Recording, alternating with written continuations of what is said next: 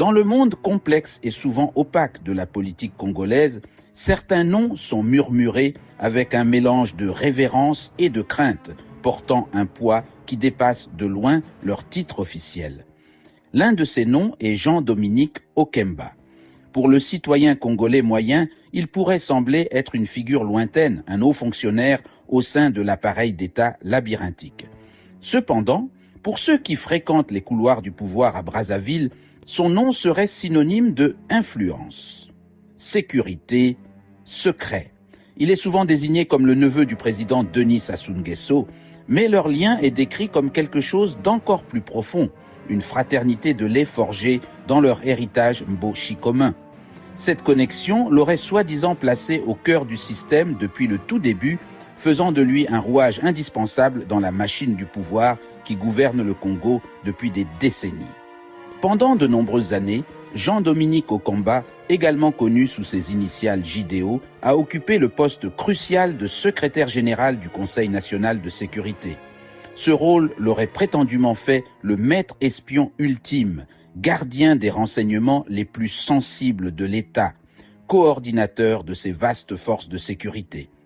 Son influence, cependant, n'aurait pas été confinée aux ombres de l'espionnage et de la stratégie militaire. On dit que sa portée s'étendait au monde financier, notamment par sa présidence rapportée de la BGI Bank Congo, une institution financière majeure. Cette double casquette, combinant l'épée de la sécurité de l'État avec les clés des flux financiers importants, lui aurait prétendument accordé un niveau de pouvoir que peu pourraient rêver d'égaler, faisant de lui un véritable sécurocrate et un gardien financier tout en un. Suite aux événements de 1997 qui ont ramené le président Sassou Nguesso au pouvoir, l'étoile de JDO aurait commencé son ascension constante. Au cours des années suivantes, il aurait méticuleusement construit son réseau, plaçant prétendument des fidèles à des postes clés au sein de l'armée, la police, les services de renseignement. Des généraux comme François Ndengue et d'autres auraient dû leur carrière à son patronage. Cette stratégie aurait créé une formidable base de pouvoir, un réseau de loyauté qui a fait de lui non seulement un conseiller, mais un pilier central de l'architecture de sécurité de l'ensemble du régime. Cet essai, Okemba et si tout basculait, vise à éclairer cette figure puissante et énigmatique. Notre objectif est d'informer et de sensibiliser le citoyen congolais moyen sur les dynamiques qui façonnent son pays. Il est crucial de préciser dès le départ que les informations présentées ici sont basées sur des rapports publics, des analyses et des rumeurs qui circulent dans les cercles politiques. À ce titre, toutes les allégations et tous les scénarios seront présentés au conditionnel. Nous ne sommes pas ici pour juger, mais pour organiser ces idées et les présenter de manière compréhensible, vous permettant de vous forger votre propre opinion sur un homme qui est censé détenir de nombreux secrets de la nation entre ses mains. La question centrale qui a récemment tiré Dominique Okemba de l'ombre pour le placer sous les feux de la rampe est simple, mais profonde. Pourquoi la chute potentielle ou la mise à l'écart d'un seul homme importerait-elle autant pour l'avenir de toute la République du Congo? Si une personne contrôle prétendument des aspects clés de la sécurité nationale, influence les principales artères financières et exerce une emprise sur un vaste réseau de fonctionnaires loyaux, alors tout changement dans son statut n'est pas seulement une affaire personnelle. Cela pourrait potentiellement déclencher un tremblement de terre politique, envoyant des ondes de choc à travers tout l'établissement et créant un vide de pouvoir que d'autres s'empresseraient de combler, avec des conséquences imprévisibles pour la stabilité de la nation. Les événements récents ont alimenté d'intenses spéculations. Les murmures d'une brouille sont devenus plus forts, centrés autour d'une affaire inhabituelle impliquant les francs-maçons. Une note prétendument signée par le chef de l'État lui-même a été rendue publique, détaillant la démission d'Okemba d'une loge maçonnique éminente où il occupait un poste de haut rang, dans le monde hautement symbolique de la politique africaine. Une telle annonce publique pourrait être interprétée comme une forme de répudiation politique, une démarche délibérée et vexatoire pour affaiblir publiquement une figure puissante. Cela soulève la question, s'agissait-il d'une véritable affaire personnelle ou d'une manœuvre politique soigneusement orchestrée destinée à signaler un changement majeur dans l'équilibre des pouvoirs. Cette note, signée par le chef de l'État, aurait un caractère inhabituel qui fragiliserait publiquement Okemba. Denis Sassou Nguesso aurait choisi une forme vexatoire pour s'en défaire, envoyant un signal clair au cercle du pouvoir. Cet affaiblissement présumé ne se serait pas produit dans le vide. On dit qu'il est l'aboutissement d'une guerre d'écurie, une rivalité féroce, en coulisses. Des signaux d'une rupture réelle sembleraient plus probables. Les départs à la retraite de Monzo et de Osso, symbolisant les registres sécuritaires et ésotériques autour de Jidéo, auraient lancé la séquence. Entre différents clans et factions qui se disputent l'influence et se positionnent pour un avenir après le président Sassou Nguesso. Des rapports suggèrent qu'une purge des alliés d'Okemba a peut-être déjà commencé, avec des figures clés de ces réseaux de sécurité étant mises à la retraite ou déplacées vers des postes moins influents. Obara Ndengue aurait précédé une purge des proches de Jidéo, enclenchée par Denis Sassou Nguesso, réorganisant silencieusement des postes clés. Précision, les généraux Serge Adoua et Yves Montando sont décédés. Ils figuraient parmi les rivaux de Jidéo. En revanche, il s'agit bien du retour de Pierre Oba, lui aussi rival déclaré de Dominique Okemba. Françoise Joly aurait joué l'actrice du coup fatal. Secret de Polichinelle, ses relations avec Jidéo seraient exécrables. Beaucoup murmurent aussi « DSN est ingrat », telle une clameur publique.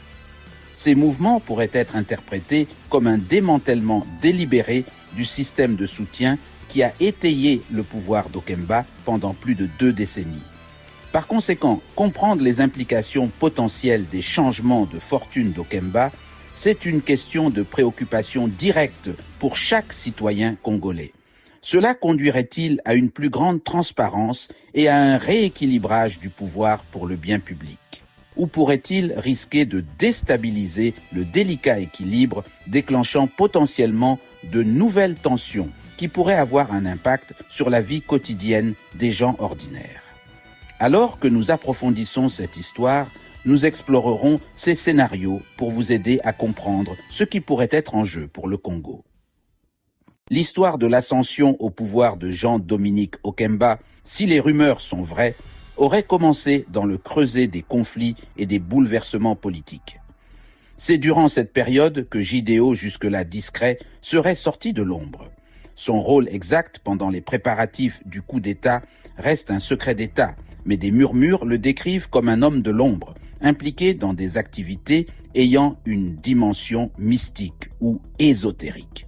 Des mauvaises langues parlent d'heures passées dans des rituels ésotériques, peut-être même d'actes symboliques, s'allonger dans un cercueil visant à assurer la domination spirituelle du régime. Que ces récits soient vrais ou faux, ils ont bâti un mythe puissant autour de Jidéo. Les explosions de Mpila, un procès de loyauté. Série d'explosions au dépôt de munitions de Mpila à Brazzaville le 4 mars 2012. Les déflagrations ont ravagé la capitale, tuant des centaines de personnes. Le récit officiel se concentre sur le colonel Marcel Tsuru. Il a été arrêté, accusation qu'il a niée avec véhémence jusqu'à sa mort en prison. Il est allégué que Mpila a offert à Jidéo l'occasion de consolider son pouvoir en éliminant un rival et en démontrant sa loyauté inébranlable envers le président. L'affaire aurait paradoxalement renforcé sa position. En gérant les retombées à l'avantage du président et en éliminant un rival, il aurait prouvé son utilité et sa cruauté. Ce fut le cas du général Norbert Dabira, une figure militaire respectée qui fut arrêté et accusé d'avoir préparé un coup d'État. Pourtant, dès le début, l'affaire fut entourée de scepticisme. Un officier de renseignement français aurait même décrit l'ensemble du processus juridique comme une mascarade. Ce schéma de neutralisation des rivaux par des alertes de sécurité très médiatisées était considéré par certains comme une signature. C'était une stratégie qui non seulement éliminait les challengers potentiels, mais créait également un climat de peur et d'incertitude. Le nom de Jean-Dominique Okemba allait être éclaboussé par l'un des plus grands scandales financiers de l'histoire africaine récente, le Congo Hold-up. Pour Okemba, La controverse découlait du conflit d'intérêts inhérent à ces doubles rôles. Les critiques ont désigné la position d'Okemba au sein de la BGFI comme le symbole ultime du népotisme et de la capture de l'État. Cela aurait permis au cercle intime du régime de gérer prétendument ses affaires financières à l'abri du regard public, utilisant la banque comme une forteresse privée pour protéger et déplacer ses richesses. Le dépeignant non seulement comme un maître espion et un opérateur politique, mais comme une figure clé d'un système qui aurait privatisé l'État au profit de quelques privilégiés. La loge comme théâtre du pouvoir. La Grande Loge du Congo ne serait pas une simple organisation fraternelle, mais une véritable antichambre du pouvoir, un club discret où convergent les élites politiques, les élites militaires, les élites commerciales.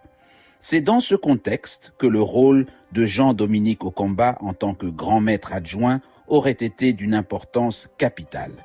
Cependant, cette fusion ne serait pas sans controverse. Certains frères auraient estimé qu'il avait instrumentalisé la loge à des fins personnelles et politiques.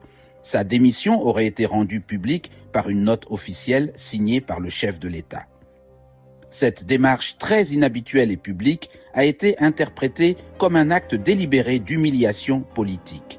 Ce n'était pas seulement une annonce, c'était une répudiation publique, un signal envoyé à toute l'élite politique que l'étoile d'Okemba pâlissait. Alors que certains auraient déploré le départ, beaucoup d'autres auraient vu cela comme un moment de libération, une purification douloureuse mais nécessaire. Si le pilier de la loge pouvait tomber, quelles autres parties de la structure du pouvoir pourraient être les prochaines à s'effondrer? Si Jean-Dominique Okemba devait réellement perdre son influence, cela pourrait déclencher une restructuration fondamentale de l'ensemble de l'appareil du pouvoir congolais.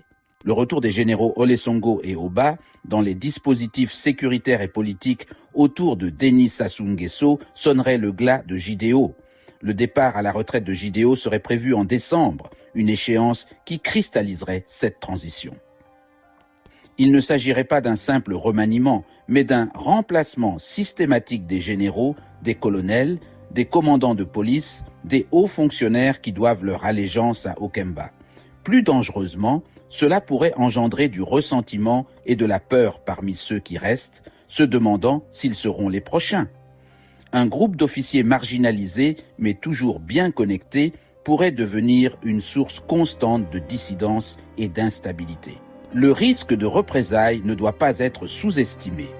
Un homme qui aurait contrôlé les secrets les plus profonds de l'État pendant 2 décennies posséderait un formidable arsenal d'informations compromettantes. Des fuites sur des scandales de corruption, des assassinats politiques passés, des accords internationaux secrets pourraient être stratégiquement divulgués. Pour le citoyen congolais moyen, les retombées pourraient avoir des impacts très réels. L'augmentation des tensions politiques pourrait entraîner une présence sécuritaire accrue dans les rues et un climat général de peur. Nous avons parcouru les couloirs labyrinthiques du pouvoir que Jean-Dominique Okemba aurait navigué. Se dessine le portrait d'un homme qui aurait été un pilier indispensable, mais profondément contesté, de l'État congolais. Les implications pour la stabilité du régime, pilier sécuritaire ébranlé. Primo, l'importance de la loge dans les réseaux de pouvoir en Afrique centrale et jusqu'à l'international lui laisserait des marges de manœuvre encore intactes. Atout majeur alors que l'influence politique de Denis Sassou Nguesso en Europe occidentale s'amenuiserait. Ces réseaux discrets, transversaux, pourraient amortir le séisme JDO ou le rediriger. Autre facteur, le décès de Firmin Ayessa, les frustrations de Raymond Ibata, de Gilbert Odongo, de Bonaventure, etc. Le séisme JDO pourrait renforcer l'axe Makua-Owando, de plus en plus marginalisé au sein du pouvoir. Enfin, des centaines d'officiers généraux et officiers redevables à GDO, victimisés à répétition, pourraient basculer vers une dynamique de groupe lourde d'inconnus pour la stabilité. L'avenir du Congo pourrait bien dépendre de la réponse. Le rôle le plus important incombe aux citoyens, aux journalistes, aux organisations de la société civile qui doivent rester vigilants. La première et la plus simple question: comment cette lutte de pouvoir affecte-t-elle ma vie quotidienne? Deuxième question: Qui profite de ce changement? Troisième question, où est la justice dans tout cela? Suivre l'argent, suivre les nominations, examiner les nominations militaires, auditer les comptes, documenter toute violation des droits de l'homme. L'histoire de Jean-Dominique Okemba rappelle que le plus grand pouvoir du peuple réside dans sa capacité à observer, à questionner et à exiger davantage de ceux qui le dirigent. À vendredi prochain.